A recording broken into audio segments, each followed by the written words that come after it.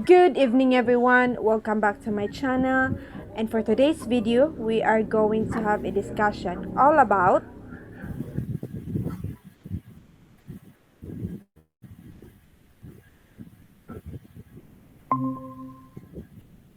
We will be talking about social context of SLA.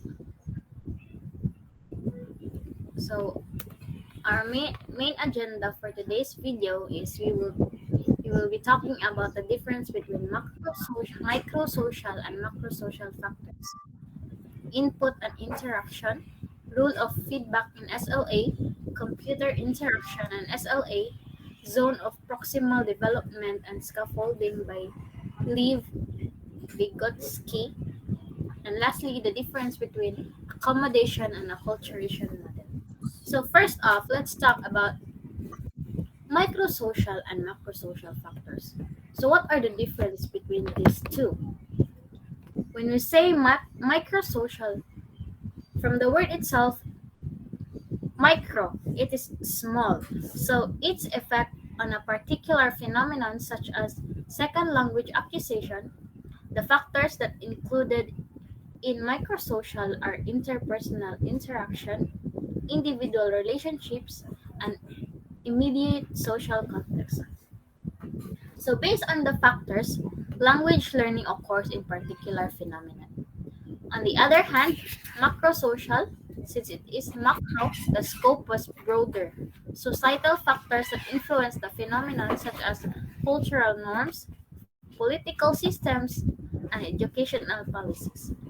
So, in simple terms, the difference between micros and macrosocial focuses on the immediate surroundings, while in the macrosocial considers cultural, political, and educational environments.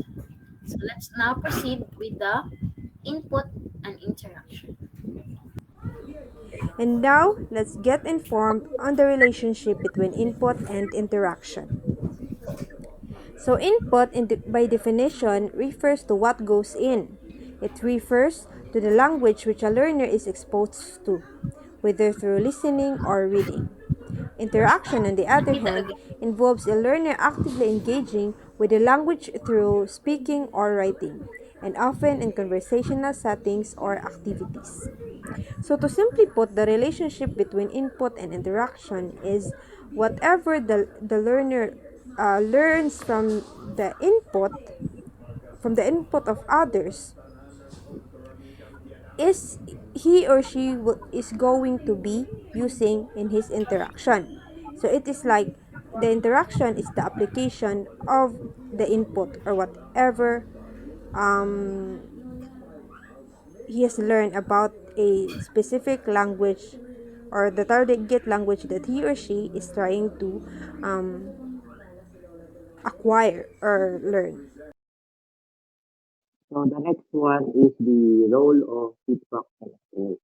So one of the factors which needs to be considered the role of learner production and SLA in the SLA process. By questions 1981 to 1982, monitor model predicts that the only role learner output has in the acquisition process to generate a comprehensible input with communication and negotiation of learning.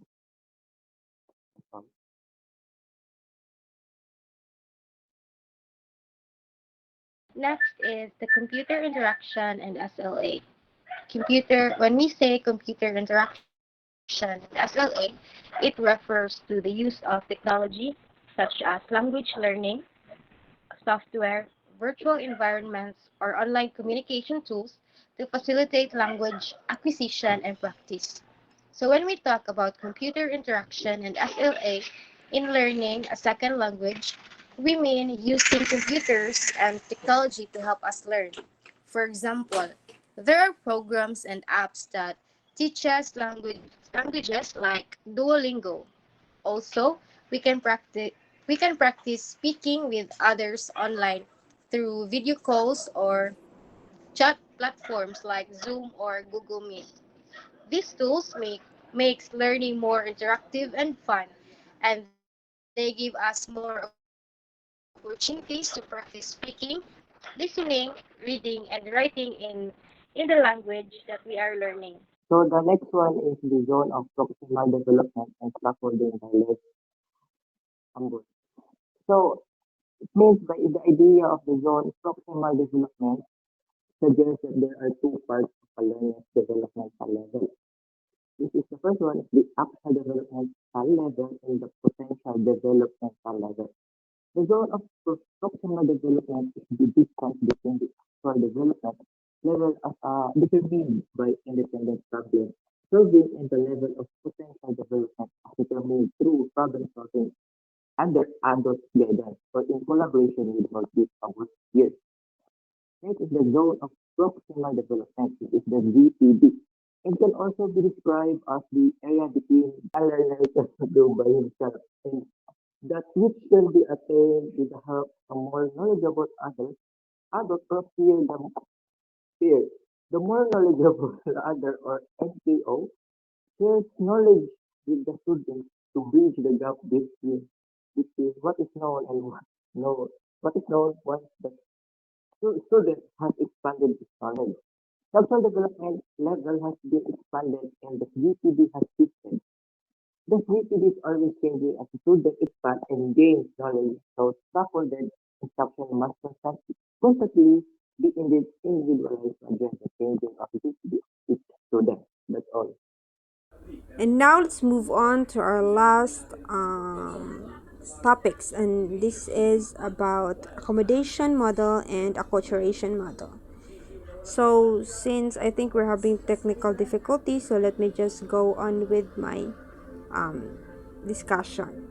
So for accommodation model, its definition is in the context of language and social psychology, it refers to the process by which individuals modify or change their language, behavior, or attitudes to fit or adapt the norms and expectations or preferences of others. For example, an American woman who just arrived at the Mactan International Airport approached a Cebuana woman to ask for directions.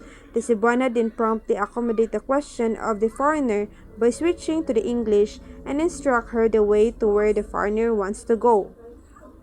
For acculturation model, this model is in the context of social linguistics and cultural psychology. This model describes the various ways individuals or groups adapt to a new cultural environment, including changes in the language use, identity negotiation, and cultural integration. Example for acculturation model is immigrants learn a language because they want to be part of a new language culture while still holding on to their original language culture but adapts the values, customs, and language of the new one.